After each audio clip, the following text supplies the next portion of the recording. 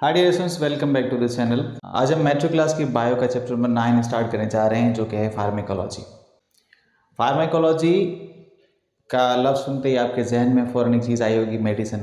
Medicine यानी medical से related कोई चीज़ या फिर डॉक्टरी से रिलेटेड कोई चीज़। फार्मेकोलॉजी फार्मेकोलॉजी वर्ड जो है, the word pharmacology is drive from two words pharmaco, actually two Greek words pharmaco and logy. अब फार्मेको जो है, ये दोनों ग्रीक वर्ड्स हैं, यूनानी ज़बान के दोनों लफ्ज़ हैं। फार्मेको का मतलब है ड्रग, और लॉजी सिंपली आपको पहले से पता है, आप शुरू से पढ़ते हुए हैं। लॉजी का मतलब है स्टडी या डिस्कशन। तो फार्मेकोलॉजी का मतलब है स्टडी अबाउट ड्रग्स। अब ये ड्रग है क्या? ड्रग हम किसे कहते हैं? यानी जनरली जब हम ड्रग का लफ्ज़ इस्तेमाल करते हैं तो फ़ौरन हमारे जहन में कोई ऐसी चीज़ आती है, मिसाल के तौर पे कोई नशा। ड्रग का मतलब है any molecule that changes bodies function. यानी अगर आप कोई ऐसी चीज़ खा लें जो आपकी बॉडी के फंक्शन को डिस्टर्ब करे, बॉडी के फंक्शन को चेंज करे, पॉजिटिव भी कर सकती है, नेगेटिव भी कर सकती है, बॉडी के अंदर कोई चेंज लेकर आए, तो उसे हम ड्रग कहते हैं। फिर वो कोई भी चीज़ हो सकती है। जैसे मिसाल के तौर पर आप नशावर चीज़ ही खा लें, तो उसने क्या किया, आपकी बॉडी को फंक्शन को चेंज किया है, आपकी बॉडी के नॉर्मल फंक्शन से हट के आपके अंदर शायद एक्साइटमेंट पैदा की है, या शायद आप रिलैक्स हो गए हैं, आपको नींद आने लगी है। ऐसी कोई चीज़ जिसने आपकी बॉडी के फंक्शन को डिस्टर्ब किया है, चेंज किया है, तो उसे आप ड्रग कहते हैं। लेकिन उसमें आपको ये पता नहीं होता कि आपने डोज कितना खाना था, कोई प्रिस्क्रिप्शन नहीं होती, और कोई कैलकुलेटेड अमाउंट ऑफ रिजल्ट जो आप ढूंढने निकले थे वो आपको नहीं मिली, या फिर कैलकुलेटेड रिजल्ट आप चाहते थे वो आपको नहीं मिली। तो इस तरह की चीज़ों को हम ड्रग कहते हैं। अब इसी ड्रग को यानी ड्रग को हम रिफाइन करें, इसको प्योरीफाई करें और उससे कोई ऐसी चीज़ बनाएं जिसका कैलकुलेटेड डोज हो। आपको पता होना चाहिए कि आपको खाना कितना है, आपकी बॉडी के अंदर इसकी अमाउंट आपने कितनी इनटेक करनी है, उसके यूजेस आपको पता हों, और जो हैं आपकी बॉडी के फंक्शन को चेंज करे, नॉर्मल की तरफ लेकर आए, या फिर बॉडी के फंक्शन को चेंज करे, तो उसे आप मेडिसिन कहते हैं। यानी ड्रग जो है उसी से ड्राइव्ड मेडिसिन होती हैं। लेकिन मेडिसिन जो होती हैं, आप जो भी खाते हैं, हमें अपनी बॉडी के अंदर उसका कितना अमाउंट लेना है, उसके यूजेस क्या हैं, उसके साइड इफ़ेक्ट्स क्या हैं, और किस डिजीज़ के लिए हम यूज़ कर रहे हैं।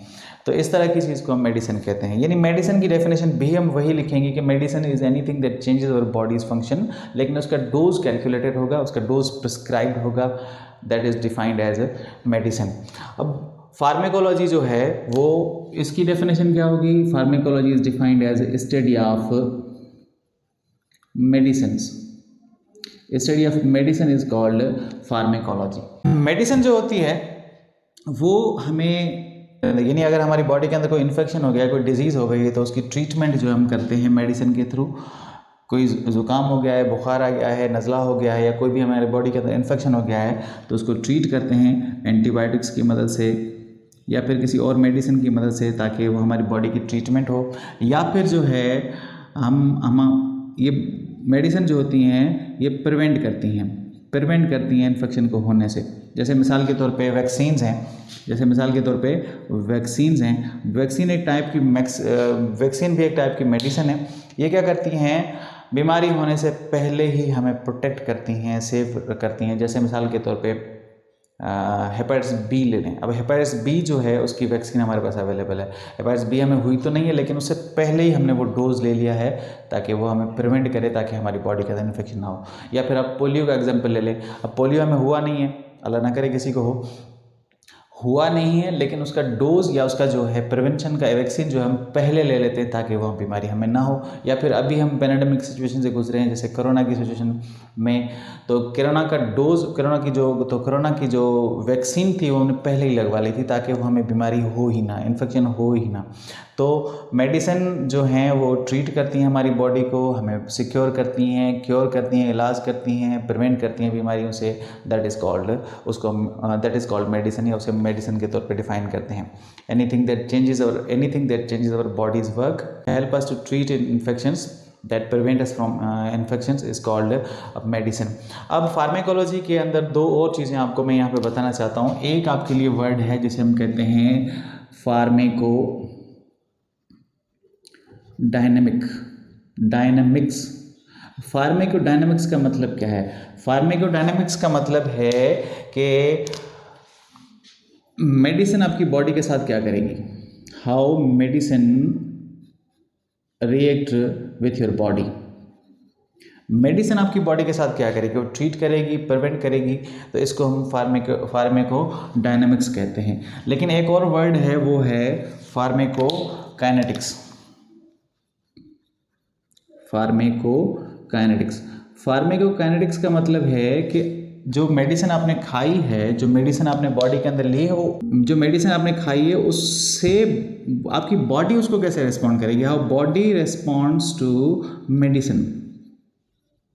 जैसे मिसाल के तौर पे आपने जो मेडिसिन खाई है, वो मेडिसिन आपके स्टमक के अंदर पहुंची है, उसके बाद वो ब्लड के स्ट्रीम में अंदर चली जाएगी, उसके बाद लिवर उसको कन्वर्ट करेगा एक्टिव फॉर्म के अंदर, तो उसके बाद वो ब्लड इस बॉडी के अंदर जाकर रिसेप्टर के साथ बाइंड होगी, जहाँ पे उसने जाकर एक्शन करना होता है। तो बॉडी आपकी जो मेडिसिन को रेस्पॉन्ड कर रही है, उसे हम फार्माकोकाइनेटिक कहते हैं।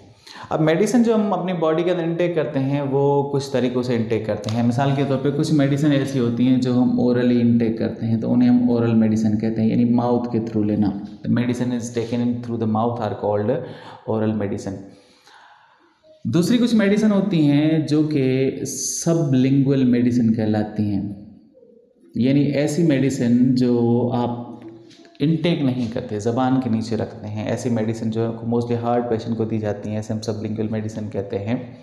इसके अलावा कुछ मेडिसिन जो होती हैं वो हम इंट्रामस्कुलर यानी इंजेक्शन फॉर्म में मसल्स के अंदर इंजेक्ट करवाते हैं, तो ऐसी मेडिसिन को जो है इंट्रामस्कुलर इंजेक्शन कहा जाता है।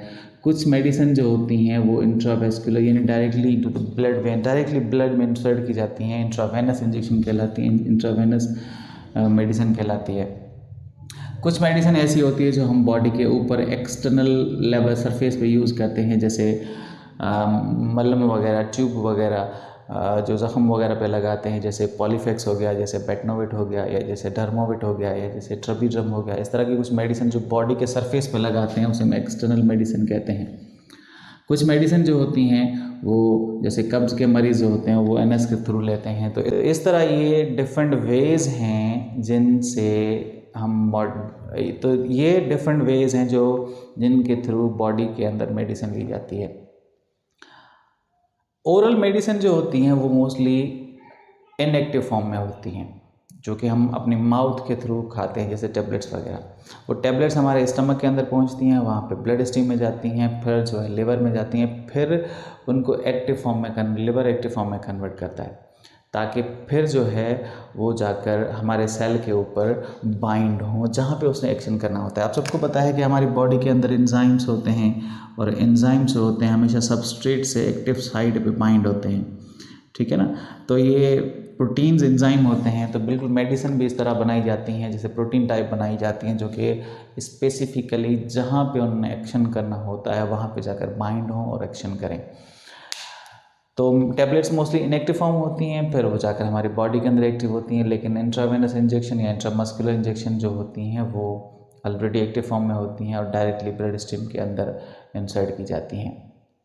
अब मेडिसिन जो है उनके डिफरेंट सोर्सेज हैं जहाँ से हम ऑब्टेन करते हैं। मेडिसिन हम जो है वो प्लांट से भी ऑब्टेन करते हैं, मेडिसिन जो है हम एनिमल से भी ऑब्टेन करते हैं, मेडिसिन हम माइक्रोब से भी ऑब्टेन करते हैं। इसके अलावा मेडिसिन जो है हम मिनरल्स से भी ऑब्टेन करते हैं।